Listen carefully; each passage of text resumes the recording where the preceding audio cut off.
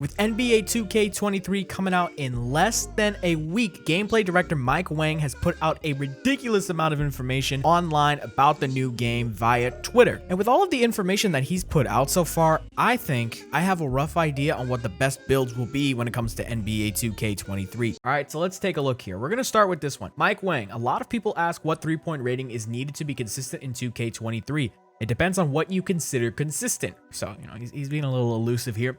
Your shot selection and stick skills. But if you plan to shoot a lot of threes, I personally would try to go mid to high 80s at a minimum. So probably at least 85 or higher is what I would recommend to you guys when you're making your first build. And then he says, but some of you sweats will probably be able to get by with high 70s. So 77 to 79 type stuff. You get what I'm saying? Either way, be prepared for a tougher shooting year than last year online, at least until you get your ratings up and badges equipped. So Badge Plug, then after hearing this statement, wants him to clarify if the shooting percentages are just going to be down overall. So he asks, at least until you get your ratings up and badges equipped. So he's quoting him here. And then he says, so how much does this change when badged out? You can't leave us out on that. Exactly. And he says the big deal right here.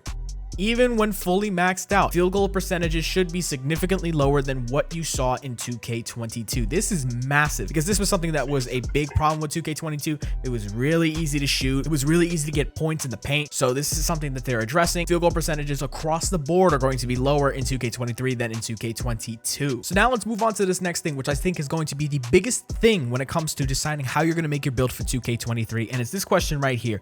Baluba, what is your favorite improvement from 2K22 to 2K23? My favorite thing is probably the shooting skill gap.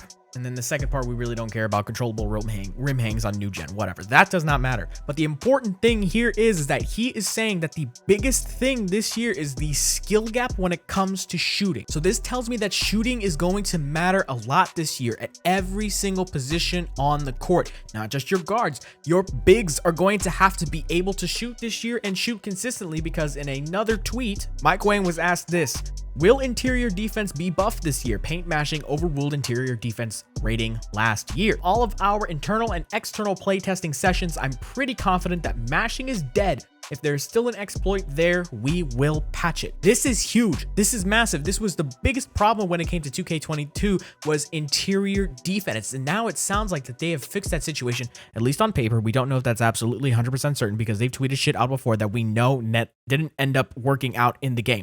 But what it sounds like to me is that at every single position, your skill when it comes to shooting is going to matter. And that even matters for my bigs out there, okay? I think stretch bigs are going to be the meta this year. Even at the 5, I feel like a stretch 5 is going to be necessary because, again, paint matching is not as good as it used to be from what we're hearing. And the skill gap this year, from what it sounds like, is shooting. But then let's talk about difficulty really quickly. Badge Plug was just going crazy last night. He was just asking ridiculous amount of questions. He's trying to get his content or whatever and trying to figure out what the game's going to be like. He asked Wang, do you think the park/stage sliders difficulty will be close to on release? Basically, where is the difficulty going to be when it comes to park and stage? Now, he kind of responds this weirdly, and I think that we're all interpreting this wrong a little bit, but I'll explain that in a sec. He says it has its own slider set, but it's set closest to Hall of Fame. And then I responded by saying, so Park is on Hall of Fame and Rec is Superstar? That's a little weird to me. Because in a previous tweet, and I'm not going to pull it up, but in a previous tweet, he did mention that Rec is going to be set to Superstar, but it sounds like every single other game mode is going to be set to Hall of Fame. Pro-Am's Hall of Fame, Stage is Hall of Fame, and Park is Hall of Fame. Now, I'm okay with Pro-Am and Stage being Hall of Fame. That makes 100% sense, okay? You're playing in the highest competitive game modes in the game. It should be on the highest difficulty, right? But it's weird from what it sounds like. Park is also going to be set to Hall of Fame. I don't know if that's 100% true. I feel like Park is going to be set to a Superstar difficulty rating, just like how Rec is, because I don't really see the reason why you would want to put that up to Hall of Fame. Won't matter much to me. We're going to figure out how to score. We're going to figure out how to get buckets. We're going to figure out how to get stops. But if it's on Hall of Fame, that's going to be weird considering Rec is going to be on an easier difficulty. So I don't know how that's going to work out. I realistically think Park is still going to be on Superstar, which I think is totally fine. That's the more casual side of 2K when it comes to my career. But when it comes to the Pro-Am scene and the stage scene, that absolutely should be played on Hall of Fame. And I'm glad that they changed that. And then the last thing, and this is something really important that I want you guys to look at. Somebody asked, pull-up jumpers, step backs, and fadeaways were really good and realistic in 2K22 when used correctly. I don't agree with that, but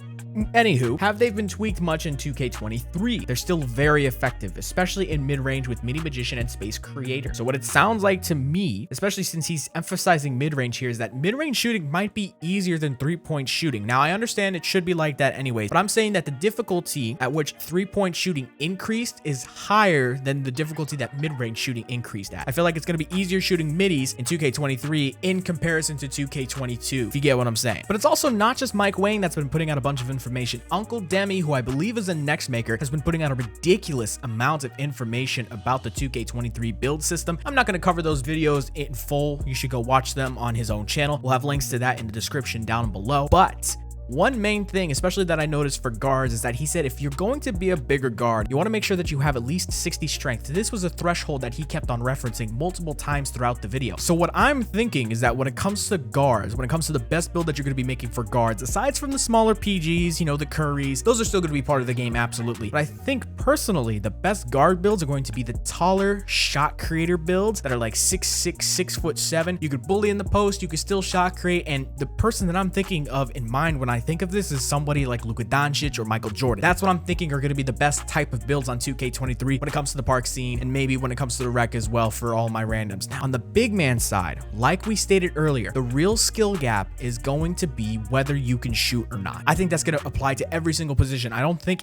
pure inside bigs are going to be a thing next year. You have to be able to at least shoot a mid-range jump shot if you want to be a viable big man in 2K23. Might not be exactly like that if you're playing like Pro-Am or Stage. You might get away with a full inside big, but if you're playing with randoms, and I'm speaking to my randoms because I only play with randoms, you motherfuckers better learn how to shoot for the love of God. Because one, we're already hearing that shooting is going to be more difficult, and two, and this is my most important thing to all the people that are randoms, that play with randoms, okay? When you're making a build, understand that you cannot control what builds your teammates bring to the rec, especially when you're playing with randoms. You cannot control that.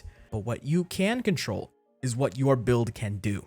And it is going to be much easier for you to win more games and have fun on 2K23 if you make a build that can shoot. I'm not saying you got to play like a play shot. I'm not saying you got to fade threes and left, right, and do all that, because I don't even think you're going to be able to do that next year. But please, for the love of God, make a build that can shoot. I don't want to go to the rec and be the only person on the team that can shoot, and I'm a 7'3" center. So when it comes to that, yeah, I feel like the best builds on 2K23 are going to be the ones that can shoot. And even with that in mind, the skill gap next year is still going to be whether you actually can shoot on those builds or not. So when we either get a demo of the build system or we get the full release of 2K23, I want you to understand that you're not going to be getting gameplay from my channel at first. I'm going to spend a good day or two learning everything I can about this build system, and I'm going to get that information out to you guys as fast as possible. So I will be making another version of this video when 2K23 comes out. We'll probably get rid of this video so there's not any accidental clicking on wrong videos, but we're gonna make this video again when 2K23 comes out, and we're gonna give you the best information possible when it comes to making the best builds on 2K23. But until then,